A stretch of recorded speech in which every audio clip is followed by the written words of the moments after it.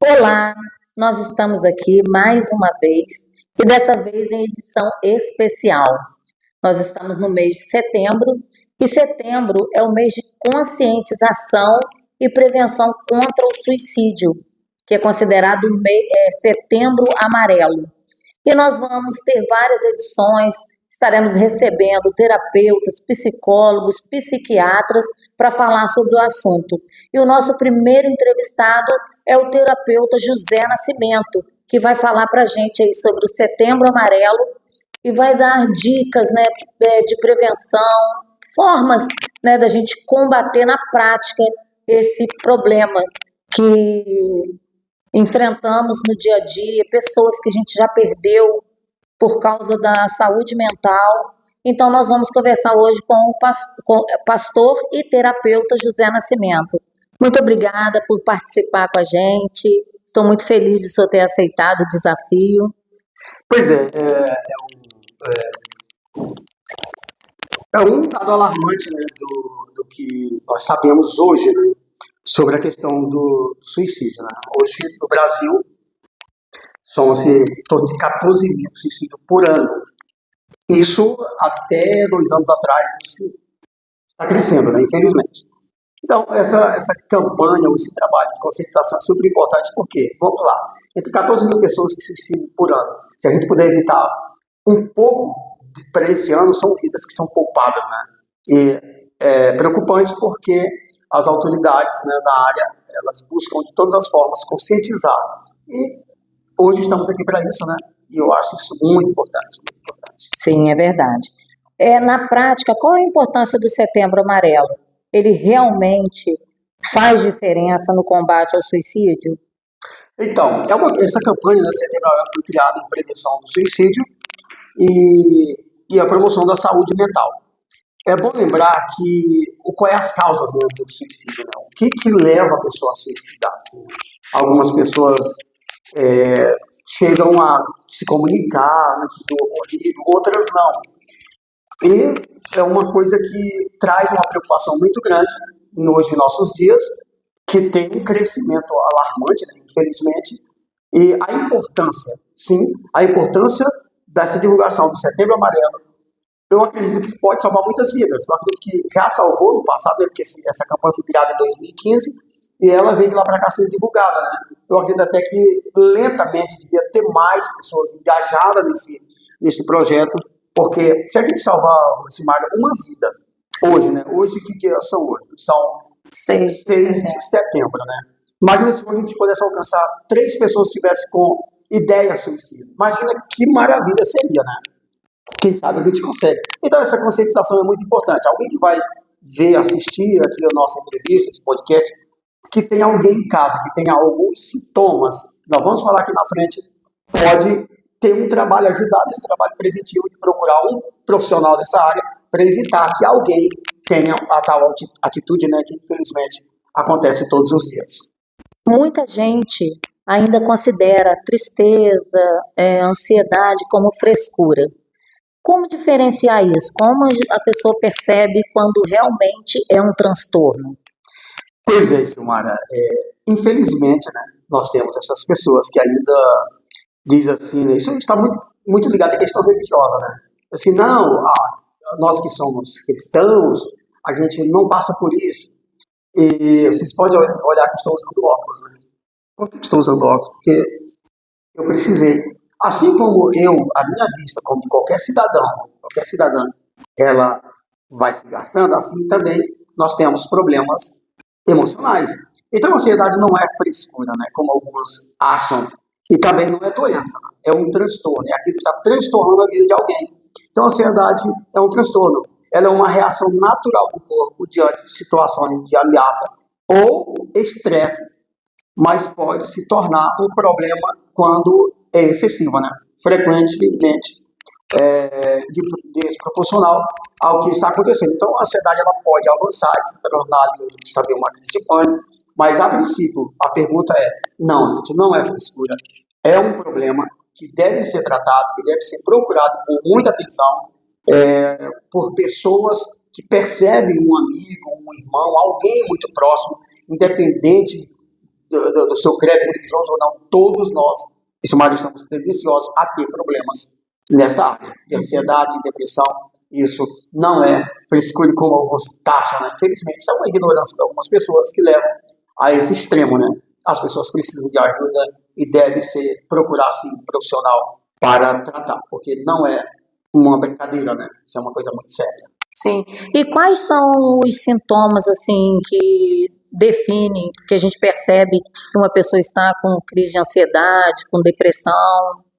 Olha só, tem muita. Nós somos até procurados nessa área de pessoas que vão parar no pronto-socorro, vamos lá, nos UPAs da vida, né? Eles começam geralmente a sentir uma dor no peito, né? E essa dor vai evoluindo e começa a sentir como um cansaço, uma falta de ar. E em alguns casos, até sensação de desmaio, né? Uma leve tontura. E essa pessoa jura que está com problemas de coração, né? Vai lá no cardiologista, que faz exame, não dá nada. E, geralmente, o cardiologista, eles dizem, olha, procura alguém da saúde emocional que está com ansiedade. Então, a ansiedade, ela se identifica dessa forma, né? Dor no peito, aceleração do batimento cardíaco e alguns sintomas, assim, como a falta de ar, daí por diante, né? E tudo que você imagina é que não é apenas um problema emocional. Você pensa, estou com problema de coração e tal. E a ansiedade, né? E hoje, o dado alarmante, muitas pessoas estão passando por isso. E quando procurar ajuda, pastor? Olha, eu acho que a gente tem que procurar ajuda sempre, né? E a gente costuma dizer que todos nós precisamos de fazer terapia. Porque todos nós temos problemas, né? Todos nós temos, em algum momento, crises de ansiedade. A ansiedade em si, vamos dizer assim, ela pode ser até benéfica desde que ela não seja uma coisa, como é que eu vou dizer, exagerada, né? Por exemplo, eu vou fazer uma viagem amanhã de manhã. Que hora eu vou sair? 6 da manhã. A ansiedade me faz levantar às 5, preparar o meu café, até aí, ok, tudo bem. A questão não é quem levanta às 5 da manhã para uma viagem. A gente pode dar inúmeros exemplos. É quem não dorme durante a noite toda por causa dessa viagem. Aí já é uma coisa prejudicial. Por exemplo, se você vai pegar o volante, vai dirigir, vai para alguma outra cidade, distante da sua, a ansiedade não vai deixar você dormir. Automaticamente você corre risco na estrada, né? Se é que ela vai deixar você sair de casa. Então, quando chega nesse ponto, né, já passou muito do tempo de procurar ajuda, porque é prejudicial. Sim.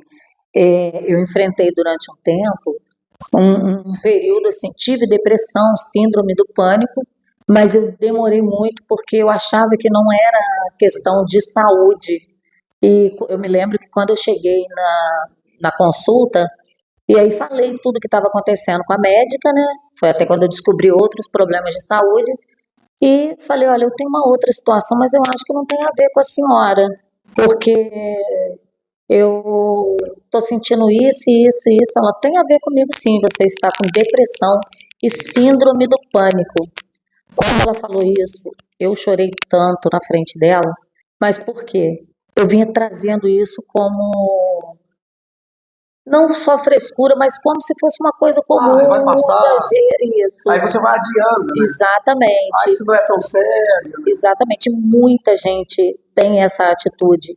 Muito, né? Na verdade, a maioria tem essa atitude. Isso, e existe um tabu ainda com relação a isso, a procurar psicólogo, tanto que na época ela me encaminhou para psicólogo e psiquiatra. Eu não tive coragem de ir no psiquiatra até hoje. As pessoas fogem do psiquiatra. Exatamente. Porque, desculpa interromper, esse tabu, algumas pessoas dizem que procurar psiquiatra, psicólogo, porque você está louco, está com problemas. Gente, todo mundo precisa de se tratar. A gente não precisa tratar os dentes, a gente não precisa tratar o fígado, o pâncreas e todos os nossos órgãos. A gente precisa tratar também o nosso psique. Aliás, seria em primeiro lugar, né?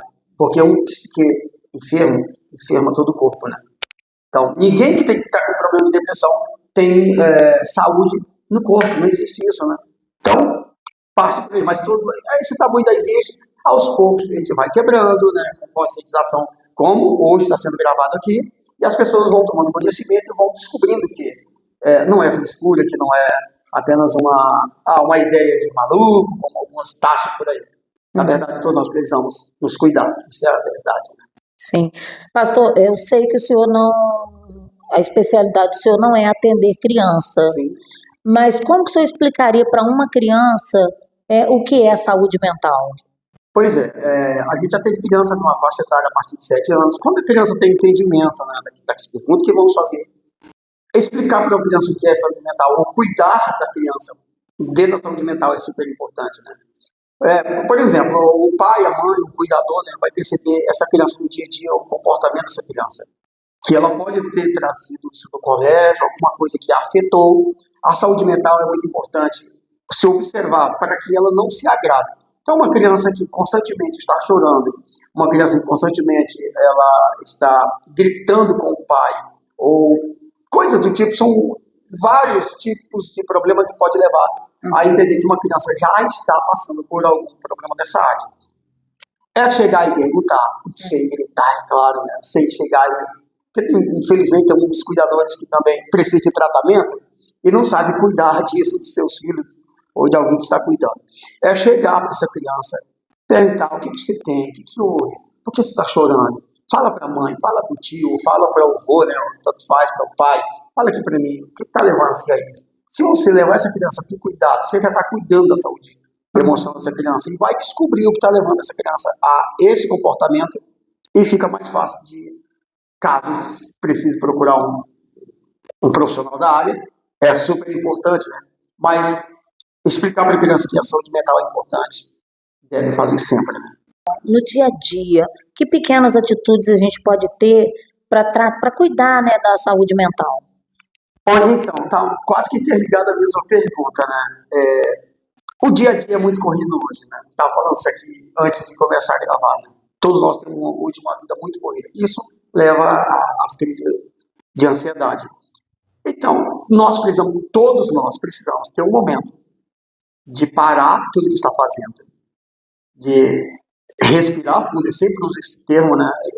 Até uma dica importante, que a gente usa muito para pessoas, fazer uma técnica de respiração funda. Isso vai calmar, vai como é que se diz, vai bloquear a crise de ansiedade, bloquear a crise de pânico, o dia a dia. É como se você vai no médico, o médico passa todo dia um comprimidinho lá, vamos aqui fazer uma comparação, um comprimidinho assim para você calmar, né? Não existe isso. Nós temos técnicas de respiração também que faz com que a pessoa relaxe, faz com que a pessoa acalme. Isso é muito importante, né? Porque elas servem tanto para o momento como para evitar uma crise de pânico, uma crise de ansiedade aguda mais tarde. Uhum. E, por exemplo, se eu tiver um familiar, um amigo, e eu percebo que ele está com algum problema nessa área, como que eu posso me aproximar sem ser invasiva? Que atitude que eu posso ter para evitar, né, até um suicídio, mas Sim. de forma que não seja tão invasiva assim? Então, não é muito simples, né? Porque geralmente quem está passando por uma crise de ansiedade, ela não admite. Ou quem está com depressão, ela não admite que está com depressão. Aí vai a sabedoria de quem vai abordar. Estou vendo você muito para baixo, estou vendo você muito triste, muito... que tal a gente procurar alguém para saber o que é isso? Você sempre foi uma pessoa alegre. Começa a lembrar, mostrar como essa pessoa se comportava antes. Você sempre gostava de sair, você sempre gostava de conversar, e hoje eu te vejo para baixo. São dicas que eu acho importantes, né? Porque se você chegar para a pessoa direto assim, vou aqui dar um nome fictício. Ô, Joana, eu acho que você está com depressão, olha como é que você está. Você, além de aumentar a crise dessa pessoa, você vai afastar ela de uma procura por um cuidado, por um tratamento. Então, o que acontece, né? Tem que ter uma maneira de chegar com carinho. Poxa, não gosto de ver você assim. Vamos dar um passeio, vamos sair. Eu acho que está precisando de ajuda. Sabe, com carinho, as pessoas vão se abrindo e elas começam até a dizer, não, eu acho que eu passei por isso, estou passando por isso. Daqui a pouco você, vamos procurar uma ajuda, vamos procurar um terapeuta, um psicólogo, porque isso é muito importante, né? E você falou uma coisa, Simária, a gente pode evitar mais tarde um suicídio, né? Que é o mais importante. Quando a gente cuida de alguém que está passando por problema nessa área, a gente preventivamente está evitando um suicídio lá na frente, que infelizmente O dado é alarmante hoje, né? Falei tudo disso, né? Mais de 14 mil pessoas se suicidam por ano no Brasil, infelizmente. As redes sociais, elas são vilãs ou elas ajudariam nessa questão aí da saúde mental? Então, uma excelente pergunta, né? Eu acho que eu diria que os dois, né? As redes sociais, hoje, ela, infelizmente, tem aprisionado muita gente. Eu conheço pessoas que mergulharam nas redes sociais e hoje não saem mais de casa. Ficaram totalmente dependentes. Isso é um problema. Mas as mesmas redes sociais, que pode ser um problema para alguns, pode ser ajuda para outros. Por exemplo, estou com crise de ansiedade. O que é crise de ansiedade? Você hoje busca lá no Google. Vai aparecer. Como procurar ajuda? Também vai aparecer. Vai aparecer talvez até eu lá, né? Falando de saúde emocional. Então as redes sociais elas podem ajudar ou não. Aí depende de quem usa e como usa essas redes sociais. Infelizmente, muitas pessoas acessam para o que não deve, né? Que pode trazer sérios problemas. Hoje é comprovado que muitas, infelizmente, até crianças, né? Hoje estão adoecendo por causa de redes sociais. Tudo na vida tem que ter um controle, né? O uso das redes sociais também deve ter um controle. Elas são super importantes. Dentro das redes sociais nós temos ali informações importantes para tudo que você quer na vida. Mas, infelizmente, tem também coisas que destroem vidas, né? Então vai depender de quem usa. Mas se alguém precisa, lá está, nas redes sociais, a divulgação de um terapeuta, do trabalho de um psicólogo, do trabalho de alguém que se preocupa com o bem-estar e com a saúde emocional dessas pessoas, não? Então, as redes sociais são super importantes. Nós precisamos aprender a usá-las de maneira correta, né? O senhor é pastor, é terapeuta. Eu gostaria que o senhor falasse para nós, hoje em dia, nas igrejas, porque sempre existiu um tabu muito grande. E hoje está melhor essa situação. A igreja está entendendo que a saúde mental é tão importante quanto a espiritual, quanto a física. Hoje eu diria até para os colegas pastores procurar se formar nessa área. As nossas igrejas elas são formadas por seres humanos, como qualquer grupo lá fora. Ou seja, seres humanos que adoecem, seres humanos que usam óculos, seres humanos que precisam de cuidados médicos e também precisam de cuidados nessa área emocional. Então, eu acredito que hoje dentro das igrejas já se quebrou parte desse tabu, mas ainda não é o que nós esperamos, né? Nós temos vários colegas que também se preocupam nessa área e formados nessa área. Alguns deles vão também ser entrevistados em breve. Há uma necessidade muito grande de uma conscientização dentro das igrejas, porque os maiores tabus, infelizmente, estão dentro das igrejas. Nós temos pessoas que chegam e dizem assim, terapia, arrasta uma cadeira, chama ali, tu senta ali e ali resolve. O que é para se resolver com oração é com oração. O âmbito espiritual nós vamos resolver na oração. O âmbito físico, na medicação, nós vamos ao médico. O âmbito emocional, com pessoas profissionais emocional. É a mesma coisa, Silmar. Ele dizer assim, para a Júlia que está aqui do outro lado aqui, né? Júlia, você está com problema, você precisa usar óculos? Não precisa ir lá no oftalmologista. Faz uma campanha de oração e sua vista vai ficar tudo ok. É a mesma coisa. Você está com depressão? Vamos fazer uma campanha de oração. Não é que a oração não seja válida, mas nós temos hoje profissionais que trabalham nesta área. Então, não é desprezando a fé de ninguém. Na verdade, quem tem fé, cuida também dessa área. Hoje nós entendemos que os profissionais da área da saúde, seja emocional ou não, são como sacerdotes, né, para as nossas vidas, que cuidam de nós com muito carinho. Então, assim como procuramos um oftalmologista, como procurando o pediatra para criança, como procuramos em todas as áreas a medicina, nós devemos procurar também para a saúde emocional os profissionais desta área, porque é importante tanto quanto as outras, mas que existe um tabu ainda dentro das igrejas, infelizmente, sim, e o que a gente puder fazer para mudar isso, a gente vai fazer. Sim, e eu gostaria que o senhor falasse para nós como obter esse atendimento, esse tratamento, já que o senhor presta esse trabalho. Ok, eu trabalho com isso, né? Entre uma das minhas profissões, trabalho com isso, a gente atende pessoas todas as semanas. Nós atendemos por vídeo chamada presencial. Então, depois deixa lá no podcast em contato, né, se for possível, e vai ser um prazer trabalhar preventivamente. Imagina você pega 5 pessoas com tratamento, dessas 5, vamos supor que 3 daqui a 2 anos praticassem suicídio.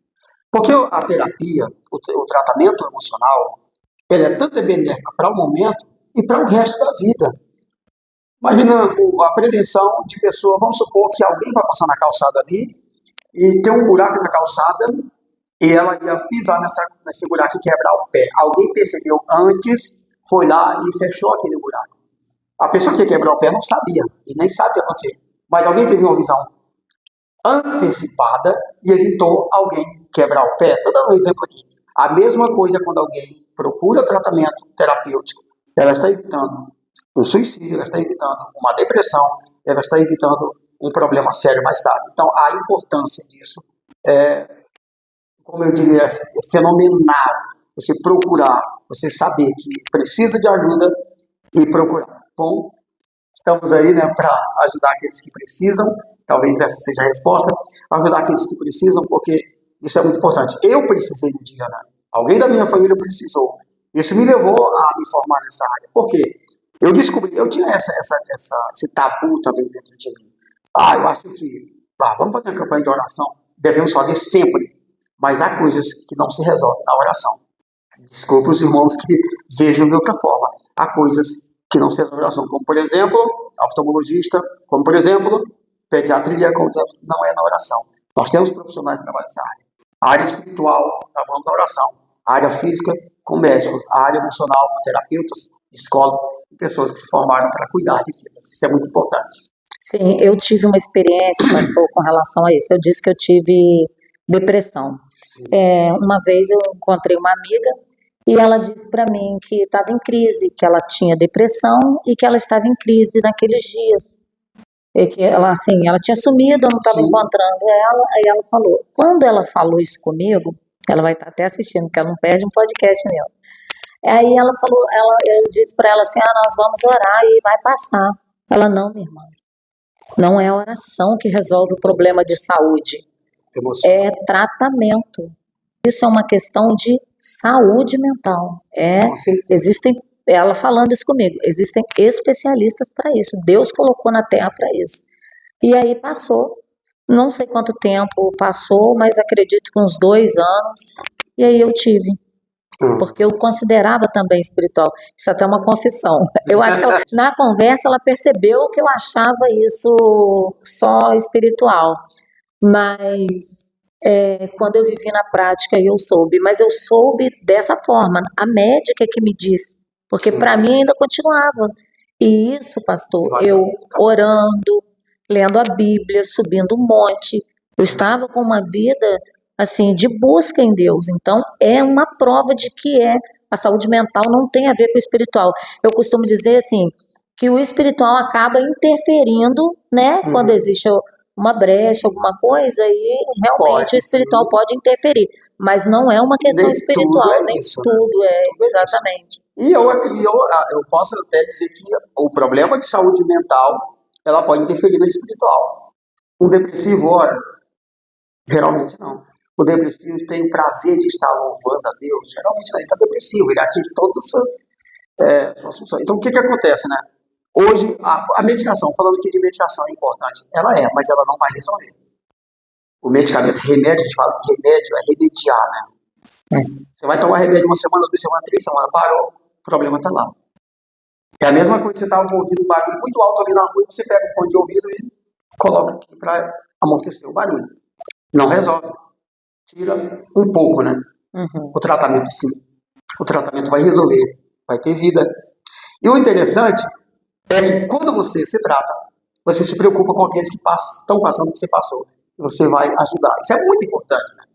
Aquilo que você ouviu. O que acontece? Eu cheguei assim, não, isso não é frescura.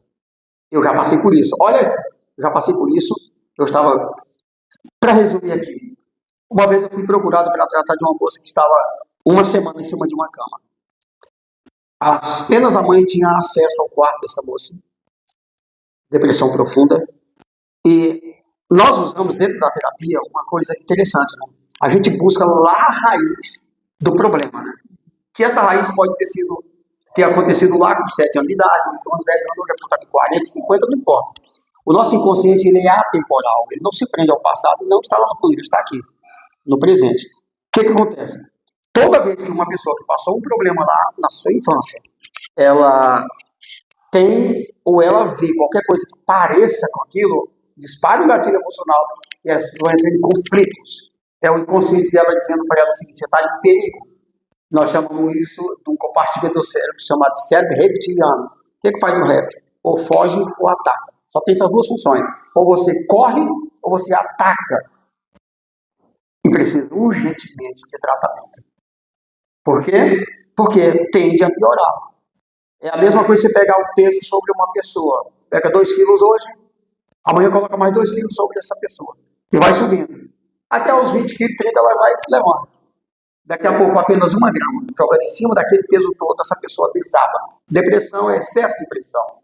Então essas pessoas desabam sem saber, mas foi apenas a morte do meu cachorrinho. Não, foi todo um desencadeamento de problemas emocionais que a pessoa vem sofrendo. Ali foi apenas, vou chamar de a gota d'água, né? Então precisa procurar um profissional da área, precisa se cuidar. Todos nós precisamos disso. Somos seres humanos frágeis, né? Que precisamos toda hora estar nos cuidando. Sim, como nós estamos falando sobre o combate ao suicídio, né, que é o mês de setembro, que é o Setembro Amarelo, então o mínimo sinal que a pessoa tiver, uma tristeza inexplicável, uma preocupação a mais com coisa que às vezes nem é tão preocupante, é correr o mais rápido possível. E a gente, é comum a gente ouvir das pessoas que precisam de ajuda, dizer assim: não, gente, eu estou bem. Essas pessoas elas estão com um transtorno tão forte que elas não sabem diferenciar se está bem ou não. Então, porque o que é depressão? Excesso de pressão. Quem está com excesso de pressão, tudo que vem aumenta o seu problema. Uma pessoa com crise de pânico. O que é o crise de pânico? A sensação de morte imediata. Né? Eu queria, antes de encerrar, se possível, dar uma dica, né? Sim. Não é um tratamento, mas é um alívio para quem tem crise de pânico ou crise de ansiedade, né?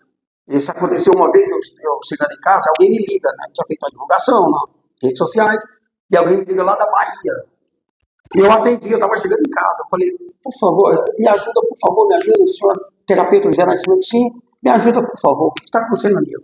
Ele falou assim: eu estou com uma crise de ansiedade, pânico muito grande, que eu não consigo andar. Eu falei assim: senta no sofá. Ele disse: não, eu estou caído no chão. Vários estados daqui até a Bahia, eu estou caído no chão, o que eu faço? E ele gritava, eu estou falando, ele gritava. Eu falei: faz assim, assim, e faz. Aí ele força a barra, vai fazendo, daqui a pouco ele foi melhorando, aí ele sentou, conversando com ele, sentou no sofá e falou assim: onde o senhor aprendeu isso? Porque eu já tive crise, me pegaram no chão, muitas vezes levaram para o hospital, eu fui ver o que estava acontecendo no outro dia. Então a importância de técnicas que são simples, que não é medicação, não desfazendo da medicação, que pode ajudar a pessoa no início de uma crise de pânico, né? Aliviar. Sim. Quero muito agradecer a participação do senhor, foi muito importante, tenho certeza que vai contribuir e muito.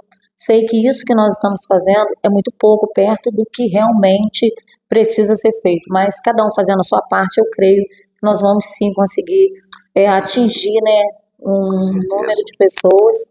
E eu gostaria de agradecer a disponibilidade do senhor, né, a atenção. A gratidão é minha. A gratidão é minha. Obrigado mais uma vez, né? E estamos aí, disponível, né? As pessoas que quiserem orientação, estamos aí. É o nosso trabalho, a gente faz isso com muito gosto, né? Com muita alegria. Porque quem já teve o problema sabe quanto é difícil, né? E quanto mais a gente possa ajudar alguém, a gente fica feliz por isso, porque é muito ruim, né, você saber que alguém tirou a vida, né? Sim. É muito ruim, é muito... E a gente, como profissional da área, ainda é pior, porque eu poderia ter chegado a ele ou a ela antes do ocorrido. E o que a gente puder fazer para chegar a essas pessoas, antes de chegar a praticar tal coisa, não tem preço. Né? É verdade. E nós continuamos, né, durante todo esse mês de setembro falando sobre o Setembro Amarelo. Hoje nós entrevistamos o terapeuta José Nascimento e nos nossos próximos podcasts estaremos aí entrevistando outros profissionais da mesma área para falarmos sobre o Setembro Amarelo. Muito obrigada, pastor, que Deus continue te abençoando. Gratidão. E que o senhor continue fazendo esse trabalho. Amém. que tem ajudado muita gente. Eu já fui tratada pelo senhor. A minha filha de 9 anos, quando ela fez 8 anos, 7 anos, ela teve uma crise muito séria, né? Perdeu a respiração. E graças a Deus o senhor tratou e ela hoje está bem melhor, nunca mais teve a crise. E foi comprovado pelos médicos que era uma crise mesmo de ansiedade. E ela até hoje faz os exercícios quando ela começa a sentir. Aprendeu, né? Por falar nesse exercício, né? É importante falar desse exercício. Pode sim, por favor. A gente estava encerrando, mas é importante. Qual é o exercício? Você que está me vendo agora, se você tiver essa questão da dor no peito, essa questão do sufocamento, a sua respiração ela vai ficar daqui para cima, né? Ou ela não desce nem ao pulmão. Então, automaticamente você vai perdendo oxigênio. Então, você vai fazer isso aqui. Estende as duas mãos. Vou pegar o microfone aqui. Acho que dá para ouvir, né? Você vai estender as duas mãos aqui sobre o seu colo. Se estiver sentado, se estiver deitado, faz a lateral. E vai puxar o ar pelo nariz o máximo que puder, encher o diafragma. Encher, segura aí uns 2, 4 segundos e sopra pela boca lentamente. A repetição dessa técnica 5 vezes tira a crise de ansiedade. Se tiver consistente, repete mais umas 3, 4 ou até 5 vezes, você tira no início com a crise de pânico. Então isso é muito importante. Isso é um tratamento? Não, é apenas, nós chamamos de mecânica de segurança, para que as pessoas tenham alívio imediato e possam chegar a um profissional e começar um tratamento. Estamos aí para ajudar, vai ser sempre um prazer. Muito obrigada.